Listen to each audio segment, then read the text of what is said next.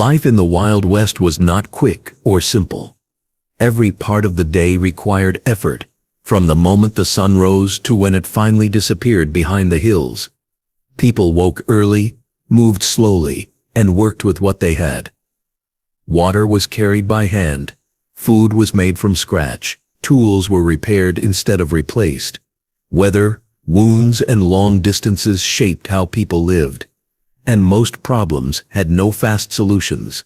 There were no modern comforts, no steady safety, just dry land, hard choices, and long days spent enduring the quiet weight of survival. In this video, you'll follow the ordinary details of that life, how people walked dusty streets, carried heavy loads, managed pain, and moved through a world where rest was rare.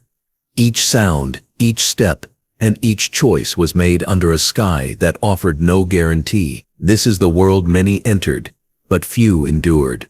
Chapter 1. Begin by describing dusty frontier town at dawn. The air is still in the early morning hours.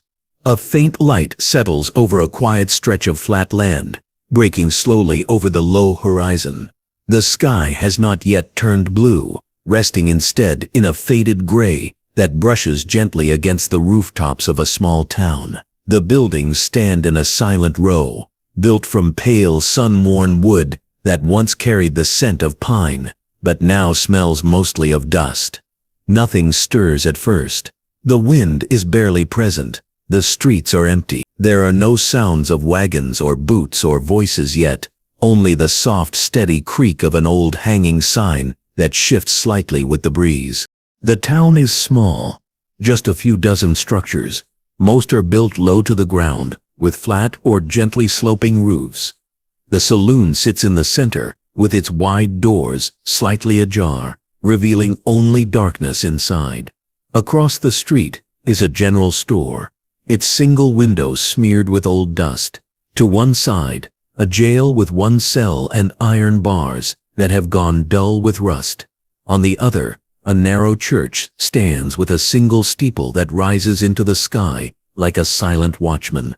The paint on every building has faded. What might have once been red or white or blue is now worn into pale browns and grays. The dirt street in the center is dry and cracked, with faint tracks from wagon wheels etched deep into the hardened surface. No grass grows between the boards of the sidewalks. Instead, fine particles of dust have settled there, caught in the corners, waiting for movement to stir them again. A lone dog crosses the street slowly, its ribs faintly visible beneath its coat, its eyes low, searching for scraps. Even its movements are slow and unhurried. As dawn stretches further across the land, more light begins to settle across the town. Shadows shift, the edges of buildings sharpen. A door opens. The sound is soft but noticeable. A slow groan of old hinges. A man steps outside and adjusts his hat. His face is worn, not old in years, but aged by sun and labor. He stands for a moment, looking across the silent street, then moves to a barrel where rainwater has been collected. He scoops some water with a tin cup and takes a small sip. The water is warm already, even at this hour, and it carries the faint taste of wood and dust. He pours a bit over his hands and face. Then he returns the cup, pulls the brim of his hat down low, and walks down the sidewalk. Behind him, a woman sweeps the porch of her home. Her motions are quiet and steady. Dust swirls softly in the air with each movement of her broom, catching the morning light before falling again. Her face is tired. Her dress is simple and practical, the color faded from many washes. She hums something faint under her breath, though it's too soft to recognize. She pauses once to stretch her back, looking out at the waking street, then returns to her sweeping. From a narrow alley, a boy appears with a bucket. His steps are light, but cautious. He walks toward the water pump near the center of town. He grips the handle and begins to work it. The pump groans low and long before the first drops of water spill out.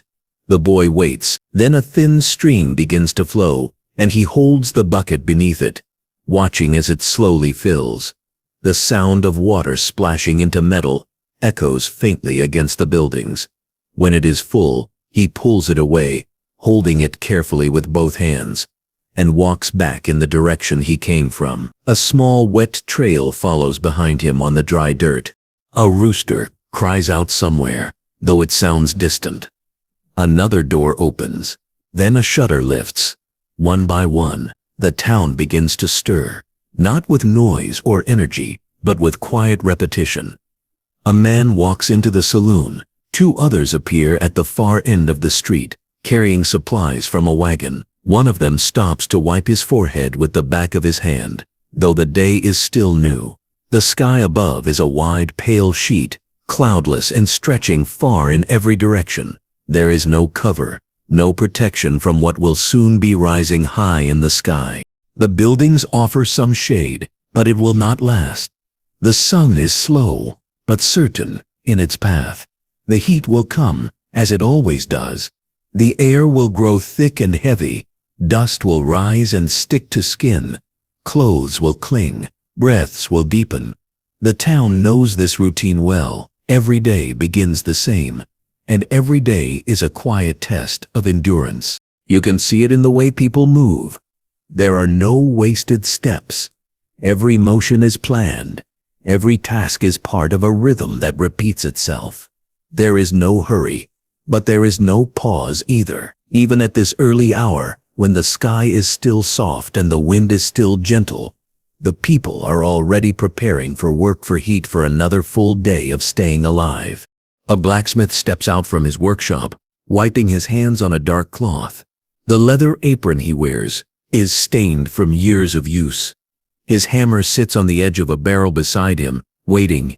He looks at it, then at the sky, then back at the doorway. He steps inside without a word, the curtains swaying behind him. In the small livery stable, horses move slowly in their stalls. One snorts. Another shifts its weight and lowers its head. A stable hand checks their water and lays down fresh hay. His boots are heavy on the floorboards. The horses are calm, used to the routine.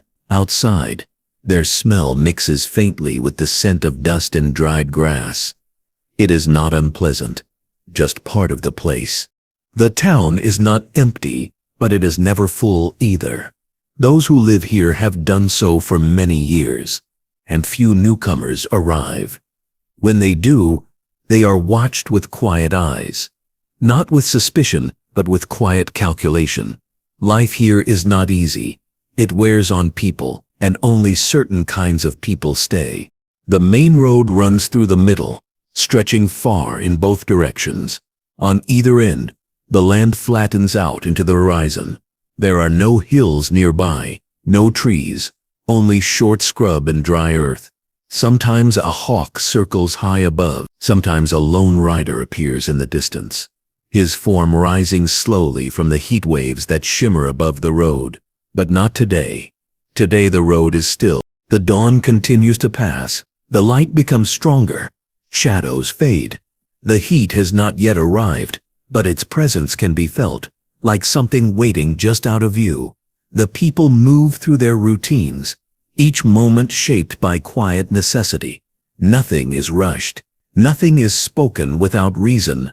This is not a place for stories or noise.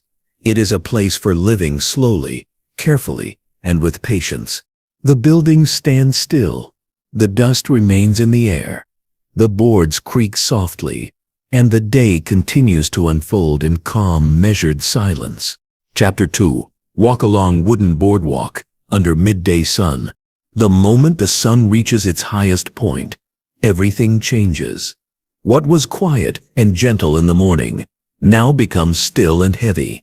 The heat presses down from above with a steady weight. It does not rush. It does not shout. It simply rests across the land, across the rooftops, across the skin of anyone still moving through the center of town. There is no shade in the open street. Only the thin wooden overhangs along the buildings offer relief, and even then, the protection is partial. The midday sun is persistent and silent. The wooden boardwalk runs along the buildings, lifted just enough to keep boots above the dust. The boards are uneven. Some have warped from years of heat and dryness. Others creak softly with every step. They feel warm underfoot, the heat having seeped into the wood for hours already. As you walk slowly down the path, the boards shift beneath you, not enough to make you stumble, but just enough to remind you they are old and tired. Each step sends up a faint creak, followed by the whisper of dry wind brushing against the building walls. Doors stay closed during this hour. Shutters are drawn. The saloon's swinging doors are still, casting shadows in thin lines across the dusty ground. A dog lies under a bench, unmoving. Its ears flick once, then settle again. Even the flies move slowly in the heat. Walking along the boardwalk, you notice how time stretches here. The distance between buildings is short, but your pace slows naturally. The heat discourages quick movement.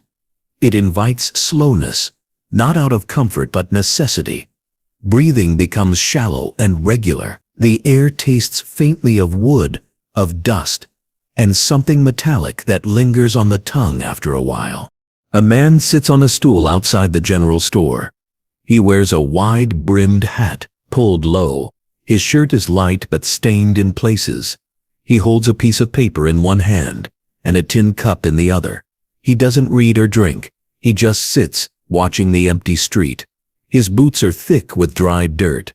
One boot taps occasionally against the leg of the stool, not in rhythm but in habit. He nods once as you pass, but says nothing. No one speaks during this hour, unless needed. Further down, a woman carries a folded piece of cloth in her arms. Her dress clings slightly to her back, where sweat has begun to form. She pauses near a post, lifting her face to the narrow line of shadow. She closes her eyes for just a moment before moving forward again, walking slowly, deliberately. Every motion is careful. No one hurries under the midday sun. The sound of footsteps on wood becomes the only pattern, broken now and then by a soft breath or the rustle of fabric. Behind a closed window, the clink of glass jars can be heard. Someone is working quietly inside. The movement is slow, steady, and almost rhythmic. Life continues, but it does so without haste. There is no room for fast action during these hours. The body does what it must, no more. The wooden beams above the boardwalk cast narrow strips of shade that shift slightly as the sun moves overhead. They are not wide enough to bring full relief, but people know how to use them.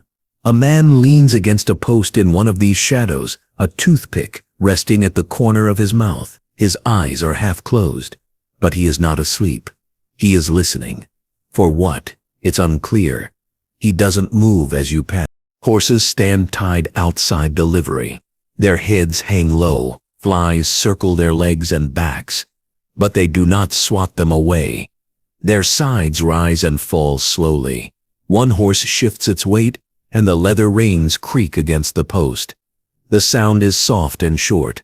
The smell of sweat and leather lingers in the air nearby. You step over a cracked plank, one that sinks a little when weight is placed on it. Someone has placed a small stone beside it, as a warning. Everyone who lives here knows which boards to trust and which ones to avoid. These are details that are never written down. They are learned with time, by walking, by watching, by listening. A soft breeze begins to pass through the space between buildings. It moves loose dust along the edge of the walkway. It does not cool the skin, but it carries the sound of something. Maybe a wagon turning slowly at the far end of town. The creaking wood of the boardwalk blends with it, forming a soundscape that is soft but constant. Children do not play at this hour. They stay indoors. Their voices are absent from the air. What laughter there may be is tucked behind closed doors. The town becomes almost suspended, in a kind of quiet waiting. As you continue walking, you begin to notice how each building seems to lean slightly, just enough to suggest its years. The nails in the walls have darkened. Some have backed out slightly from their holes. The windows are clouded with a film that is not easily wiped away. There is a bucket resting near the jail's front step. Inside, a ladle floats in shallow water. The surface is still, warmed from the sun. It looks clear but tastes of tin. It is meant for emergencies or long shifts. Beside the door, a chair sits empty. No one wants to sit in the sun if they don't have to. Even the sheriff, if he is around, is likely somewhere inside, resting, waiting, passing the time in the shade. Your feet grow heavier the longer you walk, not from fatigue, but from the quiet pressure of the day. Every sound becomes sharper, the creak of a hinge, the low rattle of a curtain in the wind, the soft buzz of insects moving from one wall to another. Everything that happens is small, but it adds to the slow rhythm of the hour. A sign overhead shifts slightly. Its chain squeaks, then quiets again. The sun is high now, without a cloud to break its hold. The sky is wide and pale and unforgiving. The boardwalk seems to stretch farther than it did before. What once felt like a short distance now feels stretched and slow. But there is no reason to rush. There never is. Here in this hour, everything waits. You reach the far end of the boardwalk, where the buildings grow fewer and the space opens up. A few weeds grow along the base of a post. They look dry and thin. The land beyond is open again, flat and distant. The wind carries nothing new, only more of the same warm dust. You stand for a moment. The heat presses in, not violently, but certainly. The day is not over. The sun still has hours left before it begins to fall. And so you turn and begin walking back the way you came. The boards creak beneath your feet once more. The same shadows reach out across the walkway. The same sounds drift in and out of hearing. Everything remains still, quiet, alive. Chapter 3. Hear creaking wagon wheels crossing hard-packed ground. Every sound in the Wild West carried meaning, and nothing captured the passing of time more than the slow creak of wagon wheels over hardened ground. It was a sound that came from a distance and announced itself softly, not in urgency, but in rhythm. The earth here had been packed by years of boots, hooves, and heavy wheels, each pass flattening it further, drying it deeper, turning it into something dense and unyielding. When wagons rolled across it, the noise they made was a long, slow creak broken by low groans from the wooden frames and the occasional jolt from a loose stone. You could hear it before you could see it. The sound always came first. A wooden groan, stretched out between wheel spokes as the wagon shifted its weight from one side to another. The iron-rimmed wheels scraped against the compacted soil, making a dry, steady, dragging noise. Each turn sounded like effort. Nothing rolled easily across this ground. It all took strength, either from animals pulling the load or from people pushing it forward through will alone. The wagons themselves were tall and narrow, made mostly of thick wooden planks hammered together with care. Each creak told the story of nails, slowly loosening over time, of joints strained by long journeys and heavy burdens. The canvas covers were pulled tight over the top, fastened at the sides with rope. They flapped quietly when the wind picked up. The sound was faint but persistent, like cloth brushing softly against wood. Inside these wagons were tools, barrels, sacks of flour, jugs of water, or sometimes entire families, sitting motionless to preserve energy under the heat. The oxen or horses at the front were steady and silent, trained not to react to sudden noises or shifts in terrain. Their steps were slow and spaced. With each movement, the wooden yoke groaned slightly, and the leather straps strained before settling again. The animals' breaths were heavy, nostrils flaring, dust clinging to their coats in patches. Occasionally, one would huff and shake its head, causing the reins to jingle faintly, but the wagon never stopped. The sound of the wheels turning never broke its rhythm. Even on rough terrain, the motion continued, though slower, more deliberate. As the wagon passed through the town's edge, boots stepped aside without needing to be told. People had learned how to move around them, how to stay out of the way without making a fuss. Children paused in doorways, and watched. They were quiet, not because they were told to be, but because the sound of a wagon crossing dry earth always brought with it a sense of something arriving or something leaving. It was a moment of subtle change, never fast, but always noticeable. In the open landscape outside of town, the sound grew louder. The packed ground gave way to patches of gravel and small dips in the road, causing the wagon to shift more visibly. Each rock under the wheel made the frame lurch just slightly. You could hear the wooden spokes strain as they rotated, the pressure squeezing out low groans. Nothing about it was smooth. The wheels did not glide. They worked. You could hear it. You could feel it through the soles of your boots if you stood close enough. Behind the wagon, dust lifted and hung in the air. It did not swirl quickly. It rose and lingered, catching in the sunlight, drifting slowly until it settled again. The smell of dirt mixed with the faint scent of iron and sweat. It was not a pleasant smell, but it was honest. Everything in the West was honest, because it had to be. Wagons creaked, not because they were broken, but because they were used, because they had purpose, because they were carrying weight across land that didn't forgive mistakes.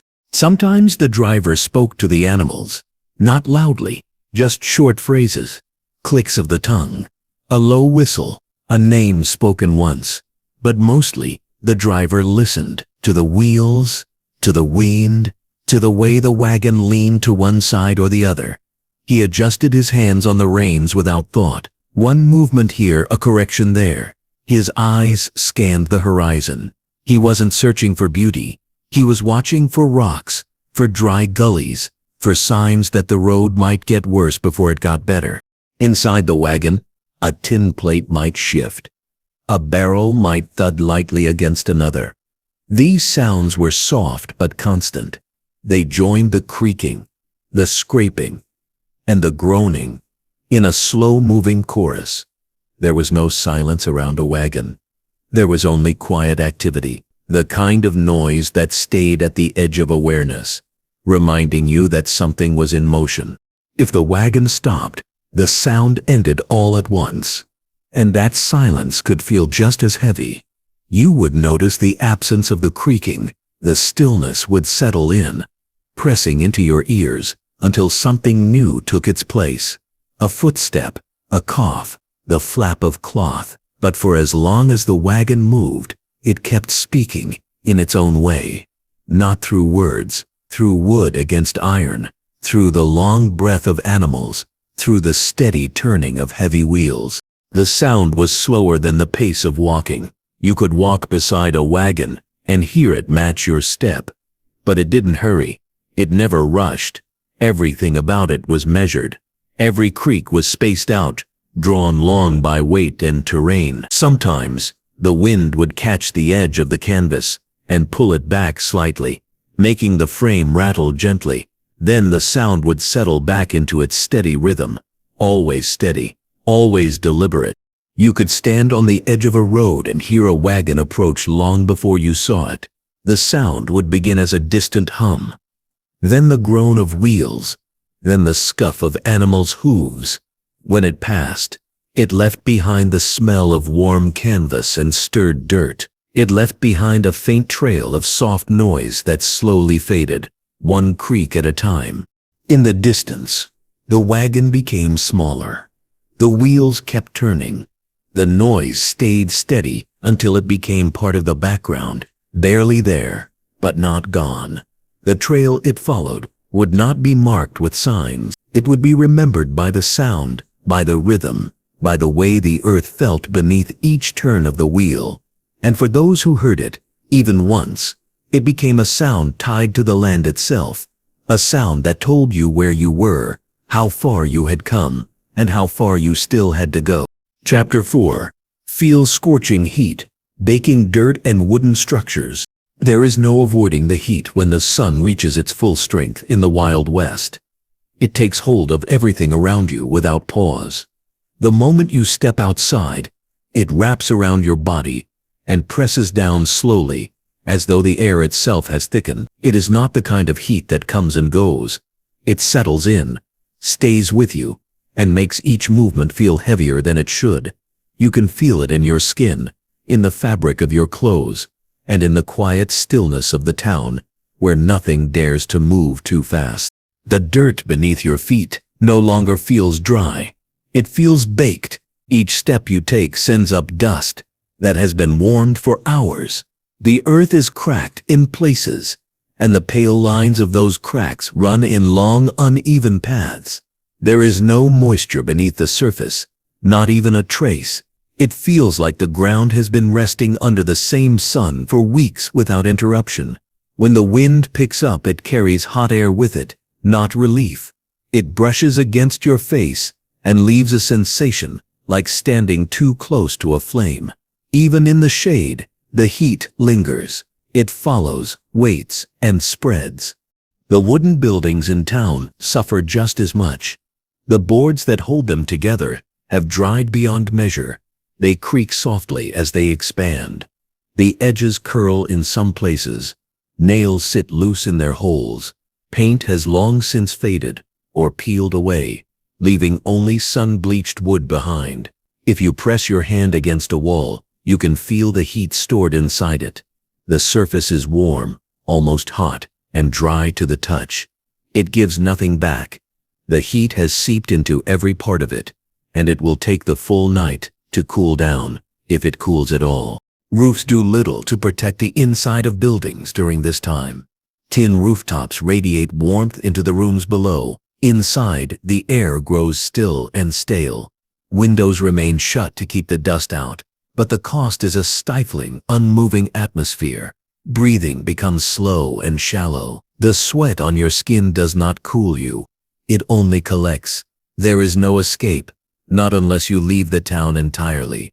But the land beyond offers no shade either, no trees, no running streams, just the same sun, the same dust, the same silence. You walk slowly down the side of a building, hugging what little shadow there is.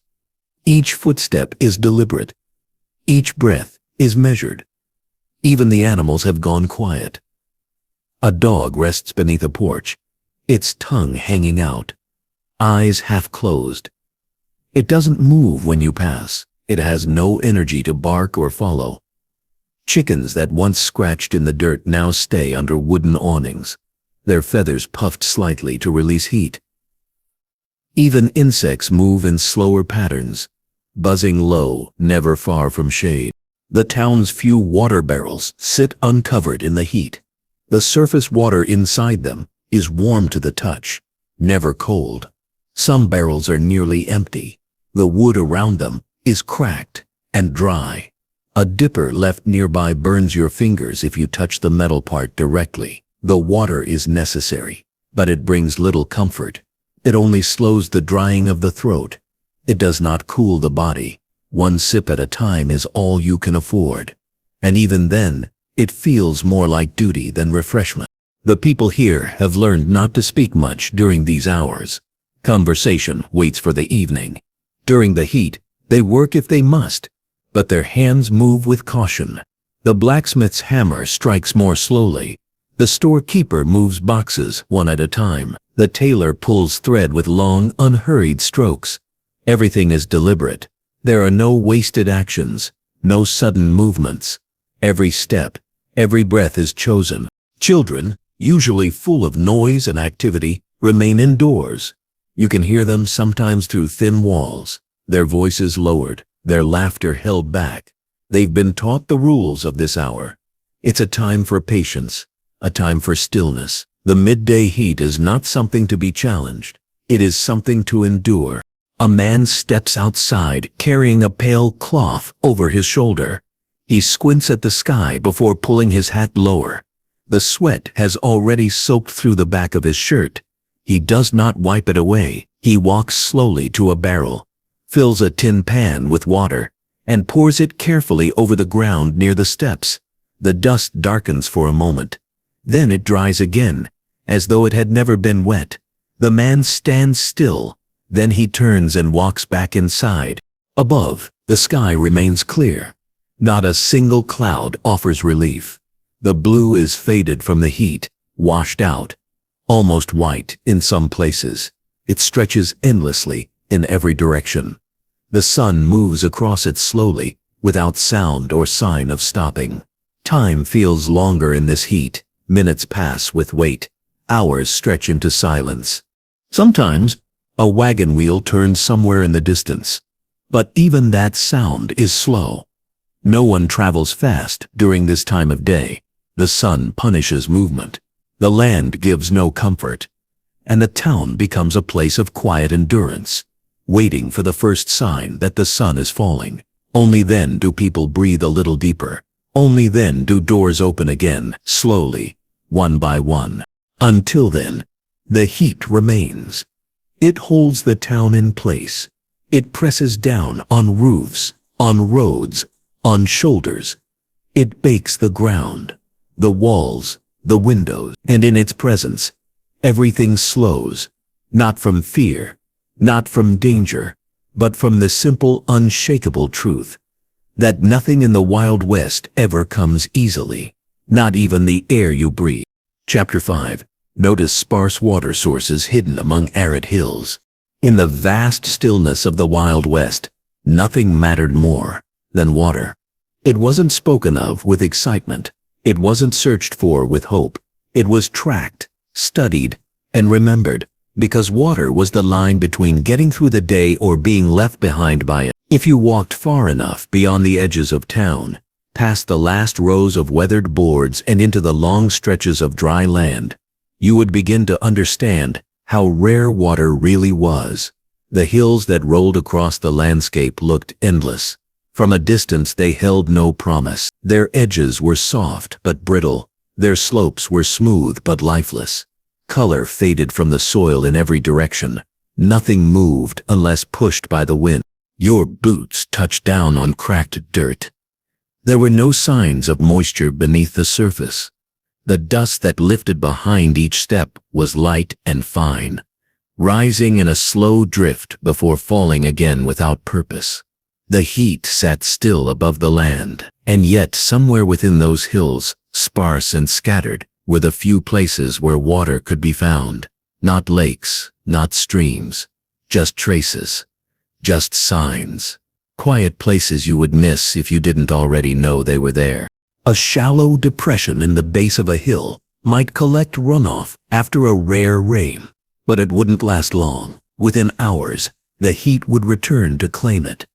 Sometimes a shaded patch at the edge of a canyon wall would hold onto a thin pool, small enough to fit in a single cup. That might be enough for a person or for a horse, but never both. These weren't places you stumbled across. They were places you memorized, passed down by word of mouth, marked on no maps, shared only with those trusted not to waste it. The land gave no clues. Nothing green marked the way. Cactus grew in places, but they did not point but to water. They survived without it. The ground changed slightly near the hidden sources. The soil grew a shade darker. Rocks became smoother, worn by the passing of rare drops. If you were quiet and patient and careful with your gaze, you might notice a slight depression in the earth, where water once pooled, leaving behind a ring of pale residue. Birds sometimes gave it away. Not all birds, but certain kinds, that circled lower and slower. If they drifted downward toward a patch of shadow, it might be a sign. Rabbits or small animals might gather near sunset, near those same areas, sniffing the air, pausing before stepping into the open. Their movement was quick, but their direction held purpose. They remembered what the land no longer showed. Finding water meant bending close to the ground. It meant kneeling beside stones, listening for the trickle of liquid, where silence ruled the rest of the landscape. It meant waiting for a cool scent to rise, not strong but different. It meant lifting a handful of dust to feel if it clumped, even slightly, between your fingers. If it did, there was moisture nearby. If it fell away dry, the search continued. In some parts of the hills, water was stored underground. Old settlers dug shallow wells lined with stones. Many had dried out. A few remained usable, if only barely. You had to lower a bucket slowly, letting it scrape the sides, waiting for the distant splash below. The rope would come back heavy, the bucket swaying with uneven weight. The water inside would be warm and have a slight taste of minerals, but it was still water. You would pour it carefully into a leather pouch, watching each drop settle before sealing it shut. The skin of your hands would welcome the dampness, even if it lasted only moments. A few drops might fall to the ground, darkening the dirt below before disappearing into the heat again. No one rushed when water was near. No one drank fast. Every swallow was slow, every drop stretched as far as it could go. At times, water was found in rock, not in pools, but in cracks. Rainwater trapped from weeks before, hidden in the cool shadow of stone. A man could press a cloth into the crevice and wring it out slowly into a container. It might take hours to gather enough to matter, but that time was always worth it. Because in the Wild West, time didn't compete with thirst. Time served it. Some travelers carried maps of their own making, small hand-drawn sketches with marks only they understood. A notch in the land meant water once appeared there. A line meant the direction of a slope. A circle might mark a spring known only to those who'd found it themselves. These maps were folded tightly, kept dry, stored close to the body. They were not shared lightly, not even with friends. You could see how the hills had shaped people's habits. They did not walk without containers. They did not speak carelessly about where they'd been. They looked to the horizon, not for beauty, but for landmarks. A crooked tree, a jagged stone, a line of boulders that cast shadows at midday. All these things pointed to places where water might once have rested. Even if it was gone, its memory still shaped the land. There were stories of springs that had dried up and never returned. The people who relied on them moved on, or didn't. You would find broken buckets near their edges, abandoned pails with cracked bottoms, marks on the ground where animals had scratched, hoping for moisture that never came. The sun didn't mark these places as failures. It just reclaimed them, folding them back into the hills like they'd never been found at all. Those who survived the West learned not to expect water. They learned to notice, to watch, to remember. The hills taught this in silence. And when they offered water, they offered it without ceremony. A shallow pool, a slow drip, a cool patch of earth in the late hours of the day. And for those who found it, those moments were not joy. They were not relief. They were just what was needed to keep moving, to rise the next morning, to take the next step, to cross one more ridge before the sun took hold again. So the search never truly ended. Even with full canteens, eyes scanned the land. Ears stayed open, hands brushed stone and soil. Because in this land, water did not announce itself. It waited, quiet, sparse, hidden, and always needed. Chapter 6. Understand survival. Depended on carrying heavy water barrels. Nothing shaped life in the Wild West more quietly, or more completely, than the need to carry water. It was not a choice. It was not a task to put off or share lightly. It was a condition of survival. There were no flowing rivers nearby, no reliable wells within a short walk. If you wanted to live through the day, you had to carry your water with you, and that meant lifting, hauling, and protecting heavy barrels wherever you went. A full barrel did not just weigh on your arms or back. It weighed on your schedule, your plans, and your very sense of movement. The barrels were built from thick wooden staves bound tightly by iron hoops. Every creak of their frame told you how much was inside. A half-full barrel made a sloshing sound as you moved it, shifting its balance with every step. A full one was nearly silent, its weight resting deep and low. No one moved them fast. Even strong men bent their knees and gripped with both arms. And even then they groaned under the pressure. Carrying one was a task done with care and focus. Not because they were delicate, but because they were essential. Each drop inside the barrel had been gathered with effort. pulled from a far-off pump or drawn slowly from a shallow well. This water was not wasted on comfort. It was not poured freely. It was rationed carefully and without emotion. People learned exactly how much they needed each day. A few sips to drink, a little for cooking, even less for washing. The water in these barrels was the line between staying upright or falling under the sun. Every family knew how long a single barrel would last. Every traveler counted how many days they could stretch a single fill. When the barrels were transported, they were tied down in wagons or carts. Ropes held them firm against bumps in the road. Even a short spill could ruin a full day's supply. Some barrels were coated in dark oil to keep them from cracking in the heat. Others were wrapped in cloth during transport, not to cool the contents, but to keep the wood from drying too fast and letting leaks form between the seams. The people knew their barrels like others knew tools or weapons. A good one could last years. A weak one could cost a life. Loading them was a task of its own. Two people might roll one into place by tipping and shifting it slowly, letting it spin on the edge of its metal hoops. Alone, a person might use a ramp or lever, inching the barrel upward with grit more than strength. Once loaded, the journey did not begin until the load was checked. The barrel had to be steady, the weight had to be distributed evenly, and the road ahead had to be watched with even greater attention. Along dusty trails, a filled barrel turned every bump into a test. A sharp jolt could crack a stave. A fast corner could shift the load and tip it over. And there was no forgiveness. Once the water hit the dirt, the thirsty ground would swallow it in seconds. That sound, the splash followed by silence, was one that travelers dreaded most.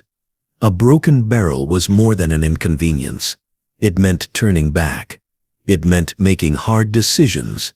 It meant someone might not reach the next stop. Inside towns, the barrels were stored in the shadiest spots available, behind thick walls, under roof eaves, near the cooler side of a building where the sun didn't touch after midday.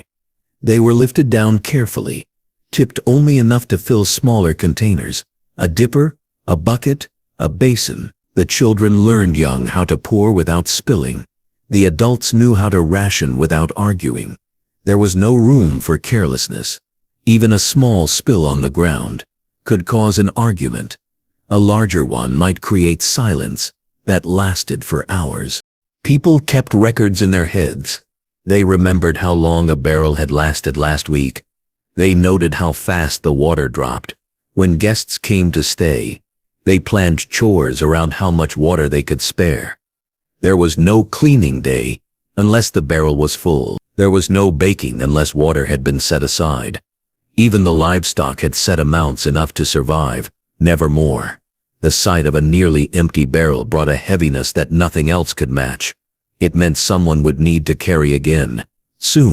For those who lived beyond the center of town, carrying water became a routine as steady as waking up or going to sleep.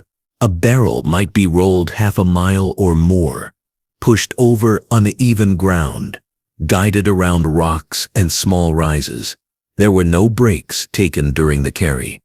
The sun did not wait, the ground did not soften, and the water inside shifted with every step. Your back ached, your arms burned, but you did not stop. Some families shared the task. One pulled, one pushed. Others used a mule or a cart. But even then, the weight pressed down, not just on the body but on the mind. The thought of running out stayed present throughout the day. It shaped how people thought about time. It defined how far they would travel. It reminded them that no matter what else they did, water came first. In the evenings, when the sun dipped low and shadows stretched out, the barrels cooled slightly. You could touch the side and feel the change.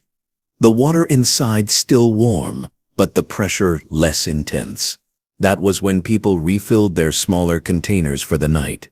A ladle for washing hands, a pan for soaking beans, a mug to drink slowly before sleep. Each of these was a quiet ritual, each of them made possible by what had been carried earlier. The barrels were not talked about often. They did not carry stories or reputation. but they were remembered in the silence between conversations, in the pause after someone sipped their cup, in the glance a person gave toward the corner where the barrel stood. They were not admired, but they were respected, because without them, nothing else lasted long. So survival here never came from chance. It came from carrying water, heavy water, day after day, in barrels too large to forget, on backs too tired to complain, across ground too dry to give anything back, and through it all people moved quietly, steadily, knowing that each drop they carried was the one thing they could never leave behind. Chapter 7. Learn danger lurked near unexplored rocky canyons. In the Wild West, nothing was feared more quietly than the places people hadn't yet mapped. The unexplored rocky canyons, with their jagged walls and narrow paths, sat just beyond reach of daily life, reminding everyone that not all land welcomed visitors. These canyons weren't part of regular routes. They weren't discussed openly. Most had no names, but everyone knew they existed, and everyone understood without needing to be told that going too close to them could be a mistake you wouldn't recover from. The rock formations twisted in ways that made it hard to see around corners. What looked like an open trail often ended suddenly in a drop. What seemed like a shallow path might turn into a maze of shadows and dead ends. The stone itself held the heat long into the night, and the silence inside the canyons was unlike anything else. So deep it felt like sound couldn't enter. When you stepped between the walls, your own footsteps became the only noise. Every breath you took echoed back to you, softer, more distant, like it belonged to someone else. The ground inside the canyons was uneven, worn down by centuries of wind and brief rains. Loose gravel covered the narrow trails, making it hard to stay steady. A misplaced step could send someone sliding down a sharp incline, and there was no one nearby to hear it happen. You might shout, but nothing would answer. There were no signs, no markers, only layers of rock stretching high above, blocking most of the sky, casting a steady line of shadow that never shifted much, even as the sun moved across the day. People rarely traveled into these areas alone, but even in groups, there was tension. Every bend brought a moment of stillness. Heads turned slowly, hands rested near belts, eyes studied every corner, because in these quiet cracks of the earth, danger didn't announce itself. It waited. It watched. Wild animals found shelter in the rock. Cougars, snakes, scavengers. You wouldn't always see them. You might only hear a soft scrape behind you, or feel the sudden chill of being watched. The canyons gave them cover. They gave them the advantage. More than the animals, there were stories of people who used these hidden paths to disappear. Bandits, runaways, men who had nothing to lose. They didn't build homes in the canyons. They just passed through, using the folds of the land to stay out of sight. If you heard voices echoing where no one was supposed to be, you didn't call out. You turned back, because once you were inside the rock, your choices narrowed, your path was limited, and the walls didn't forgive hesitation. The sun barely reached the canyon floors in some areas. That made it cooler, but not safer. The shade offered no comfort when you couldn't see more than a few steps ahead. The temperature shifted fast, and the silence deepened. Even your own breathing began to sound out of place. Insects didn't buzz here. Birds didn't sing. The only thing that moved was the wind, and it moved without warning, whistling sharply through cracks, stirring dust into brief spirals before falling still again. People who spent time near the canyons knew how to read the signs. Stones stacked in unnatural shapes, a fresh trail where none had been the day before, scratches on the rock that weren't caused by weather. These were things you noticed or ignored at your own risk. A person might walk past the same bend for weeks and find it safe only to return one day and feel the air changed. Nothing looked different, but something felt wrong. When that happened, you didn't ask questions. You didn't investigate. You left. Cattle would avoid these places without being led. Horses grew restless as they neared the edges. Their steps grew uneven, Their eyes darted. They pulled at the reins, unsure but instinctively cautious. Even the wind seemed heavier near the openings, more pressing, more direct. It carried the smell of dust, rock, and something harder to name, something that didn't belong elsewhere. Maps rarely included these spots. If they did, they were marked with vague notations: rocky pass, rough trail, unstable. But everyone knew those words meant more than they said. They were warnings without detail, and in a land where water was counted by drops and survival was measured by daylight, no one wasted time learning the hard way. If a canyon hadn't been walked fully, it stayed that way. If it held secrets, they stayed buried. No gold, no shortcuts, just risk. When someone went missing near one, people didn't always search far. A hat found near an entrance was often the last item seen. A boot print disappearing into dust. That was all it took. The canyon would keep what it took, and those left behind would quietly accept that truth. They'd lower their voices, tighten their circles, and keep to the land they already knew. The stillness inside the canyons wasn't peaceful. It was sharp. It pressed into your thoughts and made even calm footsteps feel too loud. You watched your shadow move against the wall and wondered how deep the cracks went, how far below the surface danger really lived. You didn't test it, you didn't linger. You walked lightly, carefully, always aware of how far you were from safety. At dusk, the rock cooled fast. The air turned colder than you expected. The wind returned, picking up speed, and the shadows thickened until they became hard lines on the ground. It was then, if you were still inside, that fear began to settle. Not panic, but a quiet urgency, a realization that the way out might not be as clear as the way in, that the ground behind you might look different, that you might have missed a turn without knowing it. Even in sleep, people remembered those narrow walls, dreams filled with stone and echo, paths that twisted forever, sounds that had no source, and always the same lesson: not all ground is meant to be walked. Not all places welcome footsteps, and in the Wild West the canyons kept their silence for a reason. So people learned where to stop. They learned which shadows to avoid. They stood at the edge and looked, not with curiosity, but with respect. Because survival wasn't just about food or water, it was about knowing what to leave alone. And in those canyons, quiet, rocky, unmapped, danger never left. It just waited. Chapter 8. Observe limited medical care causing painful, long-lasting wounds. In the Wild West, pain was not an event. It was a condition people carried with them every day, often without complaint, because they had no other choice. The limits of medical care were clear and constant, and no one living through that time expected healing to come easy. If you got hurt, you had to live with it. There were no modern hospitals, no sterile instruments, no specialized doctors arriving quickly. There were only a few supplies, a quiet room, and someone who might know just enough to stop the bleeding. A cut was never just a cut. A wound could become a burden, lasting months or years. Infection was common. Fevers followed even the smallest injuries. Splinters could turn into abscesses.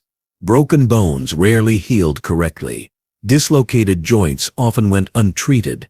The nearest doctor might be 2 days away on horseback, and by then whatever damage had been done was already settling deep. Painkillers were scarce. Most people endured with little more than cloth, whiskey, and silence. There were towns without a single trained medical hand. In those places, healing became the work of neighbors or family members. A mother stitched skin with the same hands she used to prepare meals. A rancher dressed wounds with strips of linen he had boiled over a fire. A friend might hold someone down during a tooth extraction, done with pliers heated in a kettle. And all of it happened in small rooms lit by lanterns, where every sound echoed and every cry was absorbed by the quiet night air. Even the best tools were crude. Scalpels dulled quickly. Bandages were reused. Needles were made of thick metal, sometimes rusting at the tips. Water used for cleaning wounds was not always clean. Soap was rare. Boiling instruments helped, but not everyone thought to do it. If a wound smelled wrong, people knew what was coming. There were no antibiotics, no simple cures. Infection spread through the body without much resistance. Skin turned red, then black. Fever took hold. And once it did, people rarely got better. Gunshots were common, and not just in fights. Accidental discharges happened when handling old rifles or repairing pistols. A shot to the leg might mean weeks in bed. A wound to the abdomen meant waiting for the end. The person helping would remove the bullet if they could find it. If they couldn't, they'd close the skin and hope for the best. Infection usually followed. There was no clean stitching, no numbing agent, just a belt to bite down on and someone steady enough to finish the job. Animals caused injuries too. A fall from a horse could crack ribs or snap a wrist. A kick from a mule could cave in a chest. Snake bites weren't always seen in time. A scorpion sting might go unnoticed until the swelling started. Rattlesnakes were fast and quiet. If the venom entered your blood, there was little that could be done. People tied bandanas above the wound to slow the poison. They drank strong spirits. They waited. Sometimes they made it. Often they didn't. Burns were another danger. Cooking fires turned quickly. Oil lamps fell. Brushing a hot stove left skin blistered. There was no ointment to ease the pain. No cooling cream to spread over burns. People used what they had. Cool water, wrapped cloth. Maybe lard or oil if they believed it helped. The skin peeled. The pain stayed. And scars never faded. Children wore the marks of old injuries across their arms and legs. Adults moved with stiff joints from past wounds that had healed without care. Teeth brought their own kind of suffering. Cavities led to infection. Jaw pain could last for weeks. If the pain became too great, the tooth came out. There were no numbing injections, no polished chairs, just a wooden bench, a strong grip, and a metal tool that gripped tight. Once the tooth was out, bleeding followed. Gauze didn't exist. Clean cloth was stuffed into the mouth, and for days afterward, people couldn't eat. They drank water slowly and chewed on the other side until the pain dulled. Eyes suffered too. Dust storms scratched the surface. Wood chips from chopping could blind one side. Smoke from fires irritated vision permanently. There were no drops, no glasses, unless a rare pair was passed down. People squinted, leaned closer, and made do. Loss of sight was accepted. Loss of hearing followed gunfire or fevers. There was no way to reverse it. People learned to read lips, to speak louder, or to go quiet. Wounds that didn't kill often lingered. A poorly healed leg break created a lifelong limp. A slash across the back left nerves damaged. A wrist once dislocated would never regain full strength. There were no physical therapists, no rehabilitation. People returned to work as soon as they could walk. Pain was something managed silently. People walked slower, lifted less, wrapped joints in cloth, and said nothing about it. Winter brought its own health problems. Colds turned to pneumonia. There were no vaccines. A cough could last months. Breathing became shallow. People slept sitting up. Some recovered, most did not. The elderly and very young were most at risk. Blankets helped, but not much. The cold air worsened chest pain. Herbal remedies were passed around, but few worked. People used what they could find: roots, teas, poultices, hoping for relief that rarely came. Children died from illnesses that would be minor today. Fevers, rashes, diarrhea. The causes weren't always known. Mothers sat by their bedsides through the night, wiping foreheads with damp cloths, watching the rise and fall of each breath. Sometimes, the breath stopped. There was no ambulance to call, no second opinion to seek. The body was buried near home, a wooden marker placed at the head. Life continued the next day. There were no hospitals, just cabins with thick walls. No sterile beds, just straw mattresses. No emergency response, just a knock on the neighbor's door. And through it all, people learned not to expect comfort. They built their lives around pain. They worked through it. They didn't ask to be healed. They only asked to keep moving. Pain lasted years. It settled in the joints. It climbed the spine. It lived in old wounds that had closed too fast, or not at all. There was no escape from it. Only a quiet agreement to carry it without complaint. And this is what life in the West demanded. Not just strength, but endurance. Not just survival, but patience with pain that never fully left. Chapter 9. Explore risks of extreme weather without protective shelter. Surviving the Wild West meant more than avoiding conflict or finding food. It meant facing the sky, with nothing between you and whatever it decided to send. Without a proper shelter, the weather was not just uncomfortable, it was dangerous. Every change in temperature could shift the course of a day. A simple wind could turn into a warning. And when you had nowhere to hide, no roof above your head, every breath became a decision, and every hour became a test. In summer, the sun never relented. Without shelter, there was no way to escape its hold. The heat grew heavy. By midday, it pressed into the ground, soaked into skin, and lingered long after the light began to fade. Standing in the open, your clothes became soaked with sweat, then dried again in minutes. Eyes stung from constant brightness. The ground cracked beneath your boots. Water in your canteen warmed quickly, and when it was gone, there was nothing to replace it except dust. You could try to wait it out, crouched under the smallest patch of shade cast by a boulder or bush, but it wouldn't be enough. Heat stroke didn't announce itself with warning. It crept in quietly, a dizziness, a dry mouth, a heartbeat that wouldn't slow. You didn't run in that weather. You didn't travel far. You waited, but waiting in that heat still cost you something. When the rain came, it came without hesitation. There was no drizzle, no soft mist, just the sudden rush of cold drops that cut through clothing and soaked every layer. A downpour in open country turned the ground into sludge. Your boots slipped, your wagon wheels sunk. The trail disappeared, and if you had nothing to cover yourself, the chill sank into your bones fast. A soaked shirt turned to ice on the skin by nightfall. A campfire became harder to start. Wood wouldn't catch. Sparks hissed out before they lit. And without warmth, your hands grew stiff.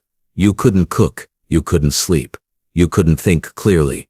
If it lasted long enough, the rain didn't just slow your journey, it stopped it, and if you were alone, it left you with nowhere to go. Windstorms picked up suddenly, especially across the flats. Without shelter, there was nothing to stop the gusts. The force of it pushed you sideways. Dust lifted into the air and didn't come down. It filled your mouth, scratched your eyes, and coated your clothes in minutes. Horses grew restless in it. Fires blew out before they started, and tents, if you had one, tore loose and flew across the land like paper. Visibility dropped. You lost sight of your own footprints.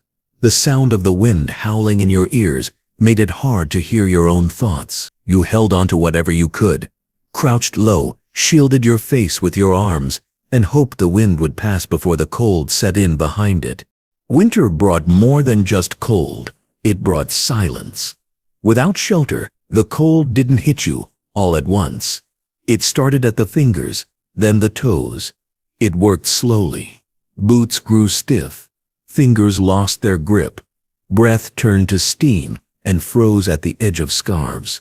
There were no thick coats, unless you'd prepared months in advance. Most people had a few layers and a blanket. That was it. Snow didn't always come with warning. Sometimes it fell in sheets covering the ground in an hour. If you had no shelter then, movement became impossible. Your supplies became buried. Your landmarks vanished. And staying still meant freezing. You could light a fire, but only if your matches stayed dry, your wood stayed dry, and your fingers worked fast enough. If even one of those failed, the night became long and uncertain. You would wake every hour, if you could sleep at all, shaking from the cold, watching the dark sky for signs that morning was near. Lightning storms traveled far across the plains. You could see them coming for miles, flashes lighting up the sky long before the thunder reached you. But even when you saw them, there wasn't always a place to hide. Trees were few, caves were rare, buildings were often hours away. When the lightning struck, the entire sky cracked open. The sound came seconds later, sharp and heavy, rolling through the ground and into your chest. Without shelter, you had nowhere to go but down flat against the earth, trying to make yourself smaller than anything else around. You didn't stand near your horse. You didn't stay close to your supplies. You waited, still and quiet, until the flashes moved past and the sky returned to black. Hailstorms made movement impossible. The stones fell hard, loud and fast. Some were small, like pebbles. Others were big enough to break skin. With no roof, there was nothing between you and the sky. A hat helped, but not much. You crouched behind rocks, curled your body inward, and covered your head with your hands. Everything else was left to the storm.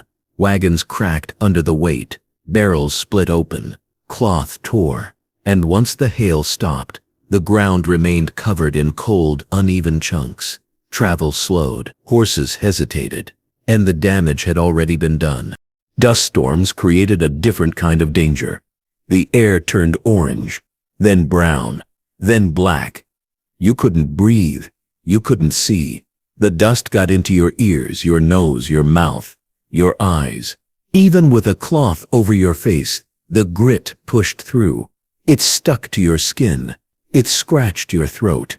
You'd find dust in your food, in your water, in the folds of your clothes, long after the wind stopped. And without shelter, you couldn't escape it. You just stood there, wrapped in fabric, bent forward, hoping the worst would pass before your lungs gave out. Shelter in the Wild West was not luxury. It was life. A canvas tent, a log cabin, even a dugout beneath a hill. Anything that stood between you and the sky mattered more than comfort ever could. Because out there, without a roof, the weather didn't just make you uncomfortable. It stripped you down. It took your energy. It broke your focus. It made the strong move slower and the weak disappear. People who lived here learned fast. They watched the sky. They smelled the wind. They knew when to stop and when to move. Not because they were brave, but because they had to. The weather didn't care who you were. It didn't wait for you to get ready. And without shelter, you weren't just exposed, you were forgotten by the land. Chapter 10. Reflect on the harsh realities of surviving the Wild West. Surviving the Wild West was never about adventure. It was about endurance, quiet choices, and learning how to live with discomfort as a daily truth. There were no guarantees, no safety nets, no shortcuts to ease. Life moved forward with effort. Every task required planning, every step demanded attention, and every mistake, no matter how small, could cost more than you expected. People didn't thrive because they were stronger than others. They survived because they adapted, endured, and accepted hardship without question. The land didn't care who you were. It didn't favor the brave or punish the timid. It simply offered what it had.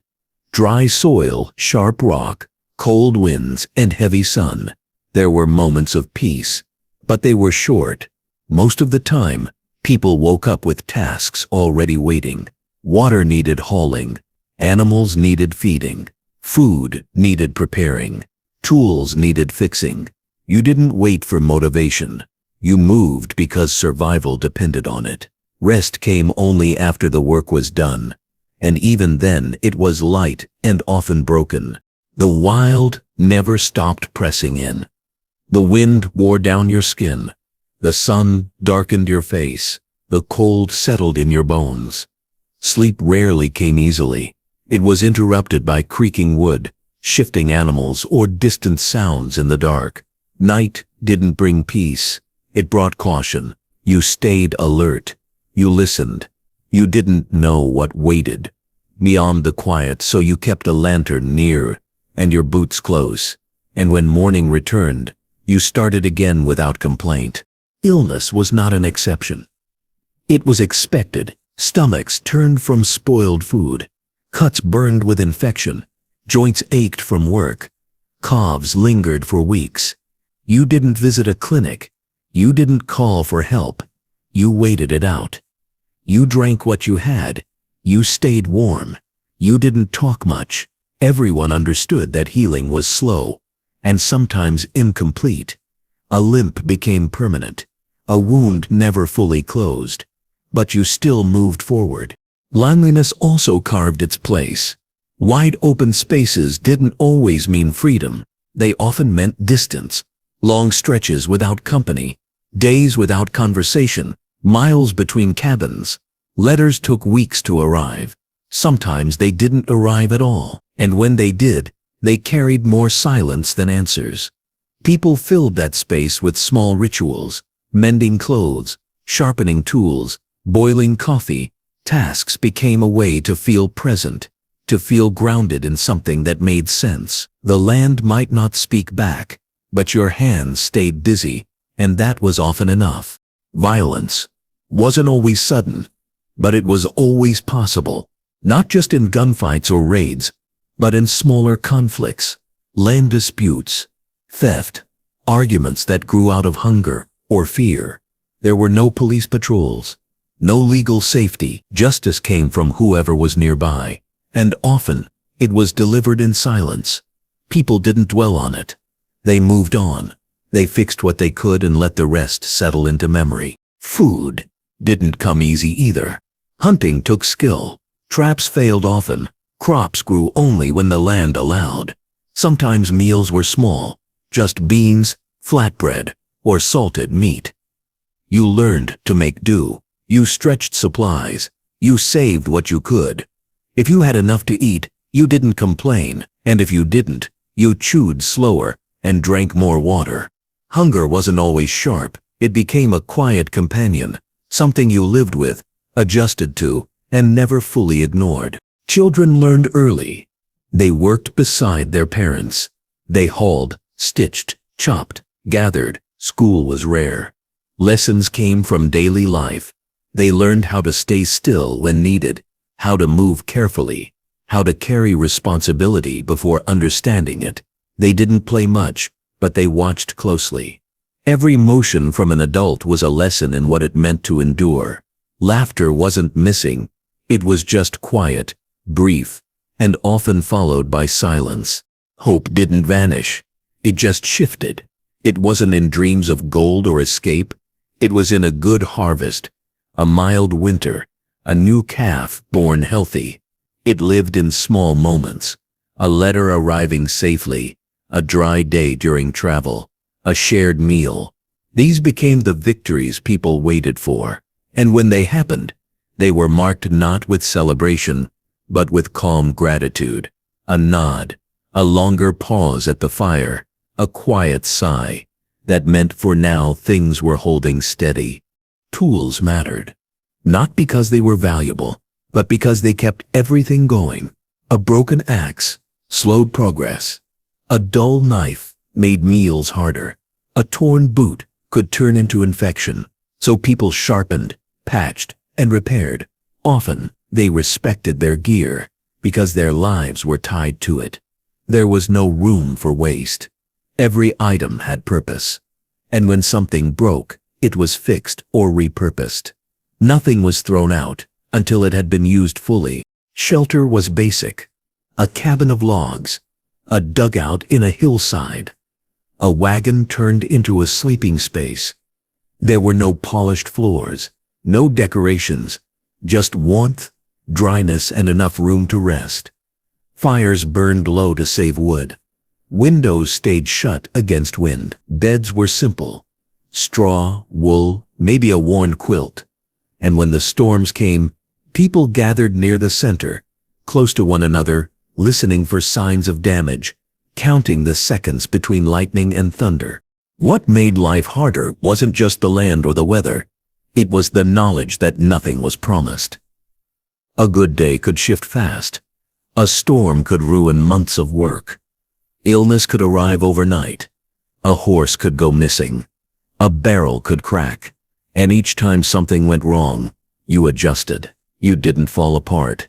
You made the next move slower, more carefully, and with more respect for how little control you had. Still, people stayed.